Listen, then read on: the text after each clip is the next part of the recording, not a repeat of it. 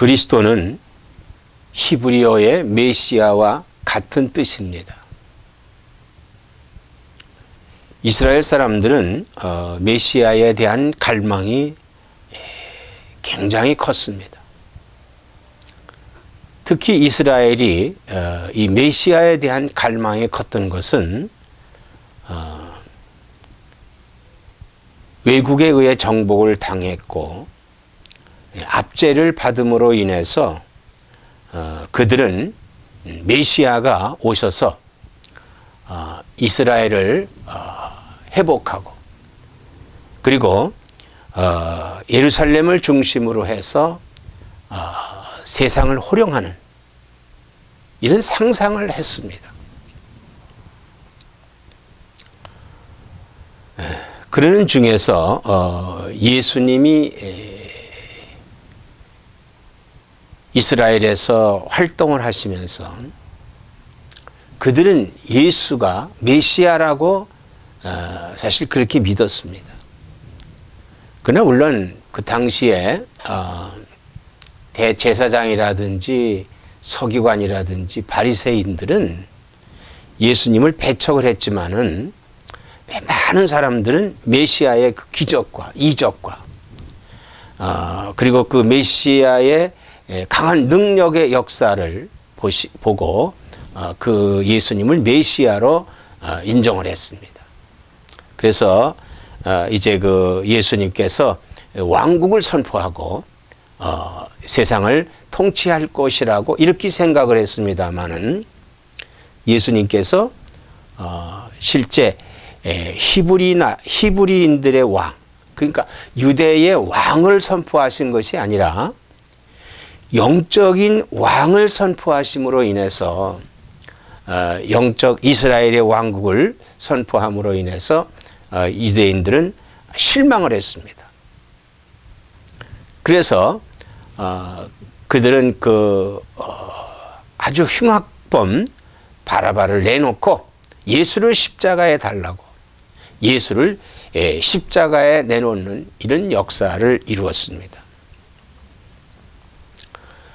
그러나 그러는 중에서도 예수님을 따랐던 사람들 그리고 예수님의 제자들 이런 사람들은 그 예수의 뜻을 따라서 예수님의 말씀을 수행하는 이러한 역사를 이루었습니다.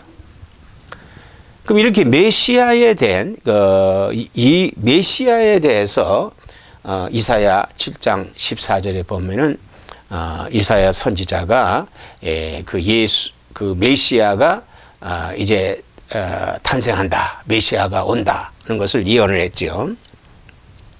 이사야 7장 14절에 보면은 그러므로 주께서 친히 징조를 너에게 주실 것이라. 보라, 처녀가 잉태하여 아들을 낳을 것이요 그의 이름을 임마누엘이라 하리라. 이제 보라, 주께서 한 징조를 보여주시는데 그 징조가 어떤 징조입니까? 처녀가 잉태한다는 얘기예요. 처녀가 잉태한다. 처녀가 잉태해서 이제 아들을 낳게 되는데 그의 이름을 임마누엘이라라. 그 임마누엘은 바로 예수를 가리키는 겁니다. 예수를 가리키는 거예요. 즉 하나님이 함께 하시는 자. 하나님이 함께 그 예수를 가리키는 겁니다. 그러면 하나님께서 이 메시아에 대한 예언을 언제 하셨느냐? 주전 700년 전에 예수님 오시기 전에 이사야를 통해서 말씀을 했습니다마는 이미 그 전에 창세기 3장 15절에 보면은 그리스도께서 여자의 후손으로 오시어서 사탄을 멸하고 구원하신다는 최초의 예언을 창세기 3장 15절에 하셨습니다. 자, 여자의 후손이라는 건 뭘 가리킵니까? 여자의 후손. 그러니까 사람은 그 아버지를 통한 후손이 되잖아요. 근데 예수는 아버지를 통한 후손이 아니라 어머니를 통한 후손이 된다는 것이죠. 왜? 아버지는 아버지는 누굽니까? 하나님 아버지가 되기 때문에 하나님 아버지께서 성령으로 잉태하게 하심으로 인해서 이제 여자의 후손을 통해서 마귀를 멸하고 그리고 승리하게 하시는 이런 역사를 예언으로 하셨습니다. 그리고 예수 그리스도의 모형을 통하여 이스라엘에 역사하시다가, 자, 예수 그리스도의 모형이라고 하는 것은 바로 뭐냐면요, 예를 들어서 애굽의 종되었던 이스라엘인들을 모세를 통해서 이제 출애굽하지요. 여기 모세는 바로 예수님의 모형이 됩니다.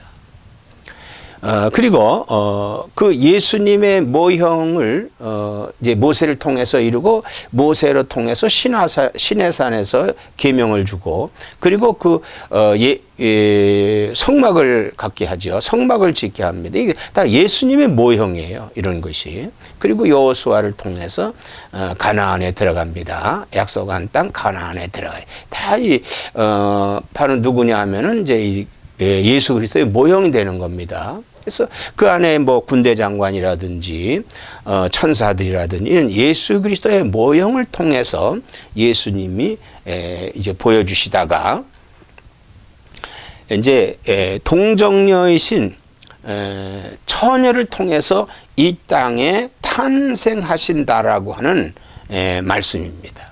여기 처녀라고 하는 말은 히브리어로 알마인데 이런 결혼 정령기에 여자로 해석을 합니다. 결혼 정령기에 여자로 해석을 해요. 그리고 본문에 나와 있는 알마는 여기 이사야 7장 14절에 보라 처녀가 잉태하여 그랬죠. 처녀가 잉태하여. 여기에 그 처녀라고 하는 여기에 그 알마라고 하는 말은 성숙한 여인으로 자랐으나 아직 남자를 모르는 처녀가 잉태한다는 말입니다. 그러니까 남자에 의해서 사람인 남자에 의해서 잉태되는 것이 아니다라는 얘기예요. 그러면 어떻게 잉태가 되느냐? 마태복음 1장 18절서부터 23절의 말씀을 보면은 마태복음 1장 18절서부터 이제 23절의 말씀을 보면은 예수 그리스도의 나심은 이러하니라. 그의 어머니 마리아가 요셉과 약혼하고 동거하기 전에 성령으로 잉태된 것이 나타났더니 그랬습니다. 그리고 여기에 이제 이사야가 예언한 그 예언이 이루어집니다. 이 메시아를 잉태하는 처녀는 마리아예요. 마리아입니다. 그리고 이 마리아라고 하는 처녀는 요셉이라고 하는 남자와 약혼을 한 상태, 약혼을 했다. 근데 그 당시에 마리아와 요셉은 약혼은 결혼에 대한 약속은 했지만은 이제 이 여인을 요셉이 아직 자기 집으로 데려가지 않았어요. 즉 동거하지 않았다는 얘기예요. 그러면 왜 아직 안 데려갔느냐? 그 결혼 풍습을 보면요, 그 당시에 결혼 풍습에는 어떻게 되었냐면 신랑이 신부의 집에다가 지창금을 지불을 하고 그리고 그 신부를 데려가게끔 돼 있거든요. 근데 이 요셉이라고 하는 사람은 가난한 사람이었기 때문에 가난해서 마치 그 신부를 지창금을 주고 아직 데려가지 못한 그런 상태였어요. 그런데 이런 상태에 있는 마리아와 요셉이라고 하는 사람입니다. 또 이들은 어떤 사람들이냐? 이들은 다윗의 가문의 사람들이에요. 다윗의 가문의 사람들입니다. 그러니까 하나님께서 이런 모든 시대적인 상황과 그리고 그 시대를 다스렸던 그 율법이라든지 그 당시의 그 풍습이라든지 이런 것들을 하나님 다 감안하시고 마리아와 요셉을 택하셔서 성령으로 잉태하게 하셨다. 그럼 이제 잉태된 게 문제예요. 다른 건 다 좋습니다. 근데 잉태를 했다. 근데 요셉이라고 하는 남자에 의해서 잉태한 것이 아니라 성령으로 잉태했다는 얘기예요. 성령으로 잉태했다. 그럼 성령이 누구십니까? 성령이 누구예요? 성령은 하나님이시다. 하나님. 그럼 하나님은 어떤 분이냐? 하나님은요, 이 온 우주 만물을 창조하신 분입니다. 창조하셨어요.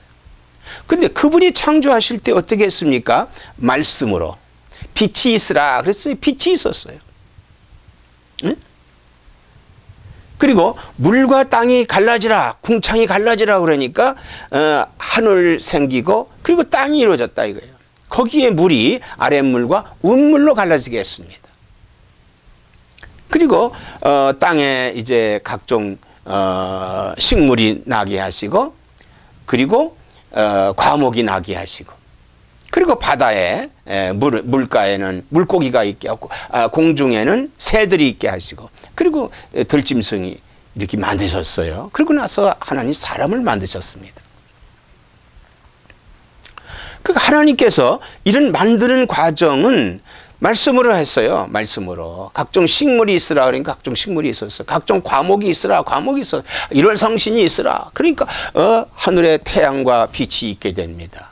물이 있으라, 물이 갈라지라, 땅이 있어라. 그러니까 말씀으로 이 우주 만물을 창조하셨다는 거예요. 그런데 마리아에게 성령으로 잉태됐다고 하는 것은 하나님의 말씀으로 됐다는 얘기예요. 말씀으로 잉태가 됐다는 얘기입니다. 여기는 하자가 없는 거 아니에요. 이게 하나님의 하나님이 행하시는 기이한 일들이다 이거예요. 그러면 이런 기이한 일들, 기적, 이적 이런 것들을 우리가 무엇으로 설명할 수 있습니까? 이런 기적과 이적, 기이한 일들은요, 하나님이 행하시는 일들을 우리가 설명할 수 없는 거예요. 이것은 그냥 그런 과정을 그냥 믿는 것뿐이지 설명할 수는 없다는 것입니다. 설명해서 믿는다고 하는 것도 또한 믿는 게 아니에요. 믿는다. 그러면은 예수님께서 이렇게 만약에 그 당시에 하나님께서 이 창조하신 것 중에는요, 우리가 이 우주 만물 이런 것도 있지만은, 사실 영적인 상황에 천사도 하나님이 창조하셨어요. 창조하셨습니다.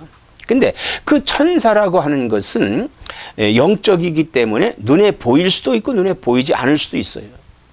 그리고 천사는 한 번 만들어져 있기 때문에 그 천사는 죽을 수가 없습니다. 그래서 만약에 예수님께서 이 메시아를 천사와 같이 이 세상에 보냈다면은 우리를 위해서 구속할 수 있는 능력이 없어요. 천사는 우리를 구속해 줄 수 있는 능력이 없습니다. 왜? 천사는 하나님을 수종드는 그런 종으로 만들었어요. 수종드는 영으로 만들었습니다. 그런데 그들은 그 천사는 구속할 수 있는 능력이 없다 이거예요. 그러면 구속이라는 것은 뭐냐 하면 우리가 죄로 말미암아서 하나님께로부터 우리는 죄로 죽어야 된다는 거예요. 죽어야 된다. 죽었습니다. 아담의 범죄함으로 말미암아서 죽었습니다. 근데 하나님께서 그냥 우리를 그 죽은 것으로 끝난 것이 아니라 우리를 구원해 주시겠다는 거예요. 여자의 후손을 통해서 구원해 주시겠다. 그럼 여자의 후손을 통해서 구원하신다는 것은 육체로 오시어만 죽을 수 있다는 얘기. 우리를 대신해서 죽을 수 있다는 거예요. 그래서 예수님께서 육신을 입고 이 땅에 오신 겁니다. 마리아에게 잉태된 것은 육신을 입고 이 땅에 오신 거예요. 그러나 그 예수 안에는 신성도 있습니다. 그래서 그분이 우리를 구원해 주신 거예요. 그래서 그분이 그리스도입니다. 그분이 그리스도예요. 그분이 죽으셨어요. 그런데 하나님께서 그분을 살리신 것은 그에게 신성이 있었기 때문에, 신성이 있었기 때문에 그분을 살리신 거예요. 그러므로 부활의 첫 열매가 돼서 우리도 그분을 믿음으로 말미암아 부활할 수 있다는 것입니다. 그러면 이런 성령에 잉태되고 성령에 의해서 이 세상에 오신 메시아 예수 그리스도를 우리가 어떻게 알 수 있느냐, 어떻게 믿을 수 있느냐는 거예요. 그것은요, 아버지께서 보내주신 성령이 아니고는 우리가 믿을 수가 없는 겁니다. 이런 사실을 믿지 못하는 사람들이 있죠. 안 믿는 사람, 그분들은 성령이 없기 때문에 그래요. 그러나 이런 사실, 하나님이 세상을 창조하시고 예수님이 이 땅에 우리를 구속해 주시고 예수님이 성령에 잉태됐다고 하는 것을 믿는 것은 성령이 내 안에서 역사하여 주셔서 믿게 함으로 말미암아서 믿어지는 거예요. 여러분, 예수님의 제자들도 3년 반 이상 예수님을 동고동락하면서 예수님 같이 지냈습니다. 그리고 말씀을 배웠습니다. 그런데도 불구하고 그들이 예수님에 대한 믿음이 어느 정도였냐면요, 의심이 그 안에 있었습니다. 의심이 있었어요. 그래서 베드로는 예수님이 십자가에 죽으시기 전에 3번씩이나, 다 굴기 전에 3번씩 예수를 부인했습니다. 그리고 도마라고 하는 사람은 예수님의 십자가에 못 박히시던 못자국과 창자국을 보지 않고는 자기 믿지 않겠다고 그랬어요. 그런데 성령이 강림하고 성령을 충만히 받은 그들에게는 어떻게 됐습니까? 베드로를 비롯한 11명의 사도들은요, 죽기까지 예수님의 증인이 됐습니다. 그래서 그 예수님의 제자들이 땅에 교회를 세우고요, 오늘 현재까지 이르는 거예요. 바로 이분들이 누구냐? 이분들이 누구냐면 예수님의 뜻을 행했던 사람들이에요. 그 행했던 제자들을 통해서 오늘 우리들이 이 땅에 존재하고 있는 겁니다. 성령이 내 안에 계심으로 말미암아서 이 사실을 믿어지는 거예요. 제자들도 성령이 강림했을 때 믿었습니다. 그리고 오늘날 성령 받은 모든 사람이 이 사실을 믿는 거예요. 다 믿습니다. 성령 받은 사람은 다 믿는 거예요. 왜? 성령이 그 안에서 믿게 하심으로 믿는 겁니다. 예수는 그리스도시다. 사랑하는 여러분, 그런데 이렇게 예수님께서 메시아로 이 땅에 오시는 과정까지 가장 중요한 역사는요, 한 사람, 아주 의로운 한 사람이 있었습니다. 마태복음 1장 18절 이하에 보면은 그의 남편 요셉은 의로운 사람이라 그를 드러내지 아니하고 가만히 끊고자 하여 그랬어요. 요셉이라고 하는 사람이 마리아와 약혼을 했지 않습니까? 그런데 동거하지 않았는데 그만 마리아에게서 아기가 배가 불러오는 거예요. 임신이 돼갖고 아기가 이 배가 불러오는 겁니다. 가만히 생각을 했어요. 자, 이 사실을 떠버리게 될 것 같으면, 드러낼 것 같으면은 당시의 율법에 의해서 마리아는 돌로 맞아 죽어야 됩니다. 그러면 메시아가 세상에 오실 수 있습니까? 세상에 오실 수 없는 거예요. 그런데 요셉이 이렇게 고민하고 있을 때 천사가 그에게 나타났습니다. 천사가 나타났어요. 이 일을 생각할 때 주의 사자가 현몽하여 이르되 다윗의 자손 요셉아, 내 아내 마리아 데려오기를 두려워하지 말라. 그에게 잉태된 자는 성령으로 된 것이라. 아들을 낳으리니 이름을 예수라 하라. 이는 그가 자기 백성을 그들의 죄에서 구원할 자의 시민이라 하니라. 이렇게 말씀했어요. 하나님은 구체적으로 말씀합니다. 이렇게 구체적으로 말씀해 주세요. 그러면서 22절에 이 모든 일이 된 것은 주께서 선지자로 하신 말씀을 이루려 하심이니 이루시되 보라 처녀가 잉태하여 아들을 낳을 것이요 그의 이름을 임마누엘이라 하리라 하셨으니 이를 번역한즉 하나님이 우리와 함께 계시다 함이라. 요셉은요 이 천사의 말을 듣고 잠에서 깨어났어요. 그리고는 그 말씀을 묵상을 합니다. 묵상을 해요.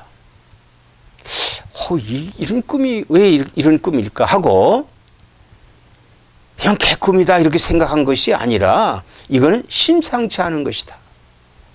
거기에 이사야 선지자를 통해서 예언하신 그 말씀을 되새김질 하면서 이 요셉은 의로운 사람이기 때문에 그걸 믿었습니다. 믿었어요. 그래서 24 요셉이 잠에서 깨어 일어나 주의 사자의 분부대로 행하여 그의 아내를 데려왔으나 그랬습니다. 데려왔으나 이제 그 아내를 데려온 거예요. 어디로? 자기 집으로. 뭐 지참금 준비하고 뭐 이럴 시간이 없습니다. 지금 빨리 데려와야 되거든요. 왜? 사람들의 입방아가 무섭기 때문에. 괜히 잘못 소문만 나면요. 이제 돌팔매를 지는 그들은요. 아주 거기에 무자비합니다. 이 율법에는 무자비한 거예요. 율법은 사람을 죽이는 거예요. 그래서 요셉은 빨리 마리아를 데려다 자기 집으로 데려왔습니다.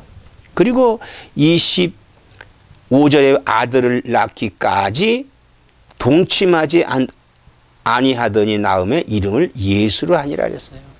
동침하지 아니했다.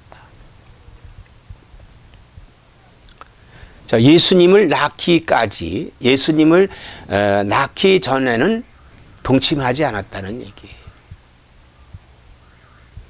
이 요셉이라고 하는 사람 얼마나 의로운 사람입니까? 사람은 의로워야 됩니다. 의로워야 돼요. 자, 의롭다고 하는 것은 뭘 가리키느냐 하면요.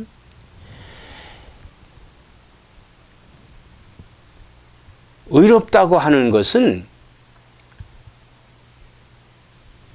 하나님의 뜻을 지키려고 하는 그런 마음이 그 안에 있어야 되는 거예요. 하나님의 뜻을 지키려고 하는 그 마음이 그 안에 있어야 됩니다.